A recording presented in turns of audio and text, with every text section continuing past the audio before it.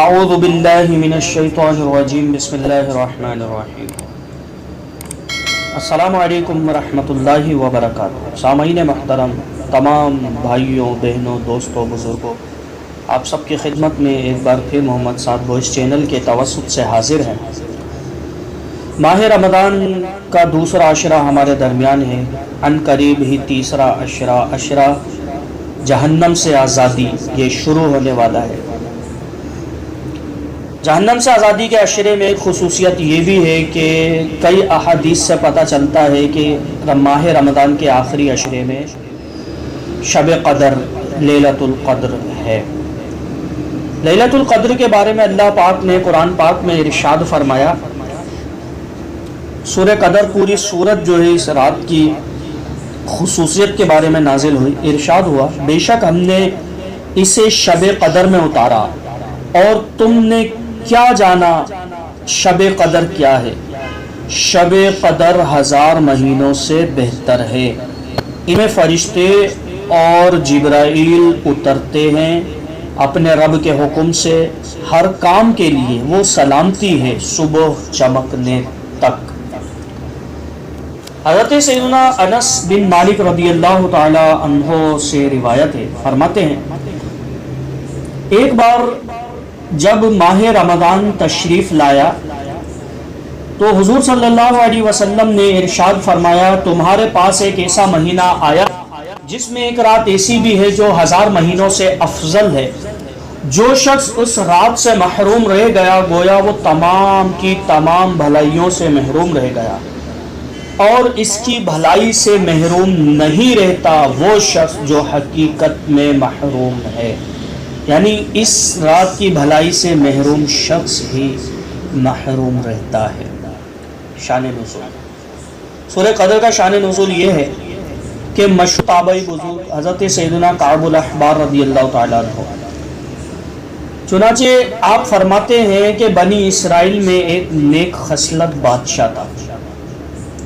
اللہ تعالیٰ نے اس زمانے کے نبی علیہ السلام کی طرف وحی نازل فرمائی کہ فلاں سے کہو کہ اپنی تمنا بیان کرے۔ جب اس کو پیغام ملا تو اس نے عرض کی، یا اللہ میری یہ تمنا ہے کہ میں تیری راہ میں اپنے مال، اولاد اور جان کے ساتھ جہاد کروں۔ اللہ نے اسے 1000 لڑکے عطا فرمائے، اللہ پاک نے اس کو 1000 بیٹے عطا فرمائے، اور وہ اپنے ایک ایک بیٹے کو اپنے مال کے ساتھ لشکر کے لیے تیار کیا کرتا، اور پھر اسے اللہ کی راہ میں مجاہد بنا کر بھیج دیتا۔ وہ 1 ماہ جہاد کرتا اور شہید ہو جاتا، پھر دوسرے شہزادے کو لشکر میں تیار کرتا تو ہر 1 ماہ میں شہید ہوتا چلا گیا۔ اس کے ساتھ بادشاہ رات کو قیام کرتا، دن کو روزہ رکھتا۔ 1000 مہینوں میں اس کے 1000 شہزادے شہید ہو گئے۔ پھر خود آگے بڑھا، جہاد کیا، خود بھی شہید ہو گئے۔ لوگوں نے کہا اس بادشاہ کا مرتبہ کوئی شخص پا بھی نہیں سکتا جس کے 1000 بیٹے اللہ کی راہ میں شہید ہو گئے، حتیٰ کہ خود بھی شہید ہو گیا۔ تو آپ نے اللہ پاک کا یہ فرمان ارشاد فرمایا، لیلۃ القدر خیر من 1000 شہر،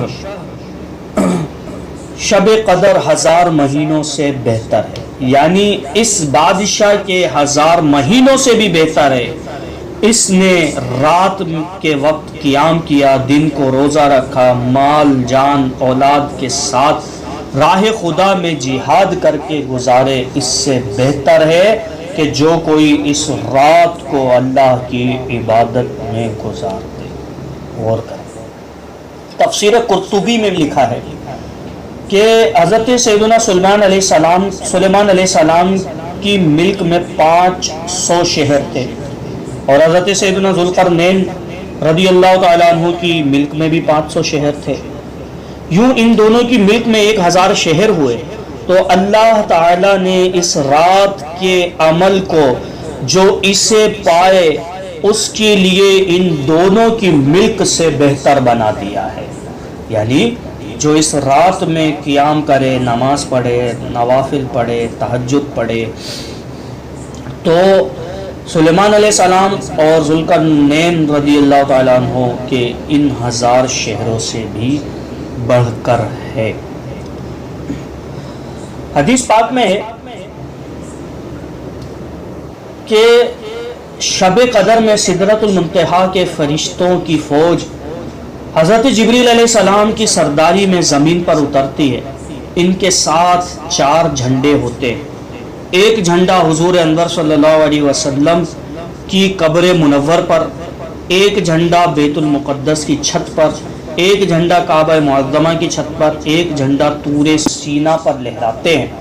پھر یہ فرشتے مسلمانوں کے گھروں میں تشریف لے جا کر ہر مؤمن اور مومن عورت کو سلام کرتے ہیں اور کہتے ہیں سلام ہو تم پر، سلامتی اللہ بھیجتا ہے۔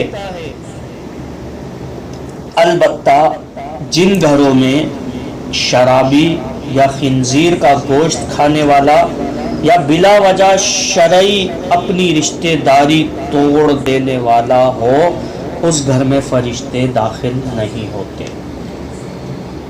پیارے آقا صلی اللہ تعالی علیہ وسلم ایک بار باہر تشریف لائے۔ صحیح بخاری شریف جلد 1 حدیث نمبر 2023۔ حضرت سیدنا عبادہ بن صامت رضی اللہ تعالیٰ عنہ کہتے ہیں کہ ایک بار حضور انور صلی اللہ علیہ وسلم باہر تشریف لائے تاکہ ہم کو شب قدر کے بارے میں بتائیں کہ کس رات میں شب قدر ہے۔ اس وقت آپ نے 2 مسلمانوں کو لڑتے ہوئے دیکھا۔ ارشاد فرمایا میں تمہیں بتانے آیا تھا کہ شب قدر کس رات میں ہے، لیکن فلاں شخص جھگڑ رہے تھے اس لیے اس کا تعین اٹھا لیا گیا، اور ممکن ہے کہ اسی میں تمہاری بہتری ہو۔ اب اس کو آخری عشرے کی 9ویں، 7ویں، 5ویں راتوں میں ڈھونڈو، یعنی طاق راتوں میں 21، 23، 25، 27 اور 29ویں رات میں تلاش کرو۔ بڑا ہی المناک واقعہ ہے۔ اس حدیث سے درس عبرت حاصل کیجئے کہ ہمارے حضور ہمیں بتانے کے لیے تشریف لائے کہ شب قدر کس رات میں۔ 2 مسلمانوں کو لڑتے دیکھا، معین اٹھا لیا گیا، تو آج اندازہ کیجئے کہ آج مسلمان کس قدر اپنے مسلمان بھائی سے لڑ رہا ہے۔ افسوس آج کل کوئی پٹھان بن کر، کوئی پنجابی بن کر، کوئی مہاجر ہو کر، کوئی سندھی اور بلوچ قومیت کا نعرہ لگا کر ایک دوسرے کا گلا کاٹ رہا ہے۔ کتنا بڑا المیہ ہے۔ غور کریں کہ حضور نے شب قدر کا تعین اٹھا لیا، معین رات کو پھر چھپا دیا گیا۔ اس دور کی لڑائی تو ہم سمجھتے ہیں وہ کیا ہی ہوگی۔ آج تو مسلمان لسانی فسادات، زبان کی بنیاد پر جھگڑ رہا ہے اپنے مسلمان بھائی سے۔ تو ہمیں چاہیے کہ ہم لڑائی جھگڑوں سے بچیں، نسلی لڑائی سے بچیں، ذاتی لڑائی سے بچیں، مالی لڑائی سے بچیں، محاذ آرائیوں سے بچیں، لسانی لڑائیوں سے بچیں، اور ایک اللہ کے بندے بن کر رہیں۔ مومن کی مثال تو ایک جسم کی طرح ہے کہ اگر ایک عضو کو تکلیف پہنچے تو سارا جسم اس کی تکلیف کو محسوس کرتا ہے۔ جی ہاں، بخاری شریف کی حدیث پاک کہ حضور نے ارشاد فرمایا کہ مومن کی مثال تو ایک شخص کے جسم کی طرح ہے، اگر ایک عضو کو تکلیف ہوتی ہے تو سارا جسم تکلیف محسوس کرتا ہے۔ کسی نے کیا ہی خوب کہا نا، مبتلائے درد کوئی عضو ہو روتی ہے آنکھ، مبتلائے درد کوئی عضو ہو روتی ہے آنکھ، کس قدر سارے جسم کی ہمدرد ہوتی ہے آنکھ، کس قدر سارے جسم کی ہمدرد ہوتی ہے آنکھ۔ تو ہمیں بھی چاہیے کہ ہم اس لڑائی سے بچیں، لسانی فسادات سے بچیں، مہاجر کہلا کر، سندھی کہلا کر ہم اپنی لڑائیوں سے بچیں۔